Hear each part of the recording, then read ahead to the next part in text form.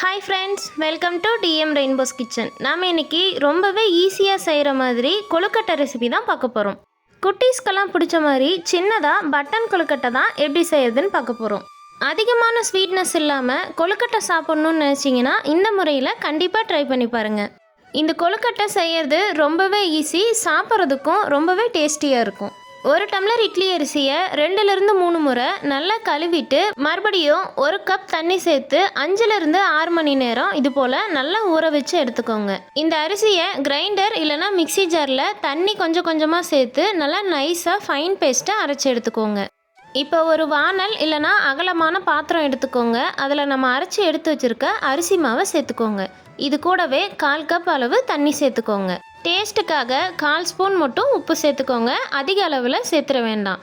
இப்போ அடுப்பை மீடியம் ஃப்ளேமில் வச்சுட்டு கைவிடாமல் இது போல் கலந்து விட்டுட்டே இருங்க. 5 நிமிஷத்துக்கு அப்புறம் பார்த்தீங்கன்னா மாவு இந்த அளவுக்கு நல்லா கெட்டியாகி வரும். இந்த ஸ்டேஜில் 2 ஸ்பூன் தேங்காய் எண்ணெய் சேர்த்துக்கோங்க. நீங்கள் விருப்பப்பட்டால் நல்லெண்ணெய் கூட சேர்த்துக்கலாம்.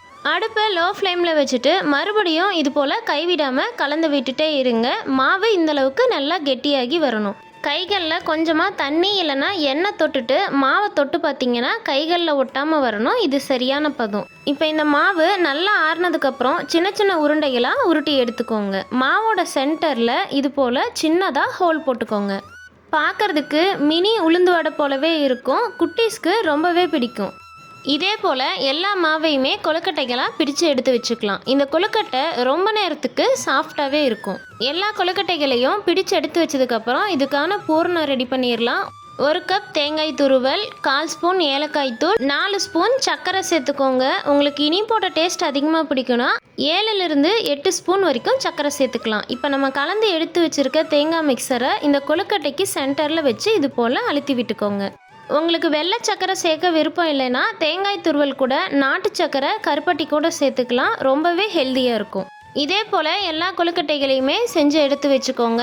இந்த மாதிரி செய்யும்போது உங்களுக்கு இனிப்போட டேஸ்ட் அதிகமாக இல்லாமல் மைல்டான டேஸ்ட்டில் ரொம்பவே அருமையான சுவையில் இருக்கும். இப்போ இட்லி பாத்திரத்தில் 1 கப் தண்ணி சேர்த்து நல்லா சூடானதுக்கப்புறம் இது போல் வெள்ளை துணி இல்லைனா இட்லி தட்டில் கொஞ்சமாக நெய் இல்லைனா எண்ணெய் தடவிட்டு நம்ம எடுத்து வச்சுருக்க கொழுக்கட்டைகளை இது போல் அடுக்கி வச்சுக்கோங்க. மூடி போட்டு கவர் பண்ணிவிடுங்க.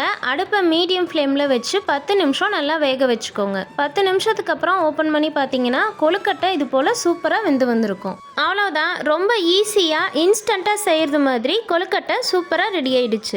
இந்த வீடியோ உங்களுக்கு பிடிச்சிருந்ததுன்னா லைக் பண்ணுங்கள். உங்கள் ஃப்ரெண்ட்ஸ் அண்ட் ஃபேமிலி கூட நிறைய ஷேர் பண்ணுங்கள். மறக்காமல் டிஎம் ரெயின்போஸ் கிச்சனை சப்ஸ்கிரைப் பண்ணிக்கோங்க. தேங்க்யூ.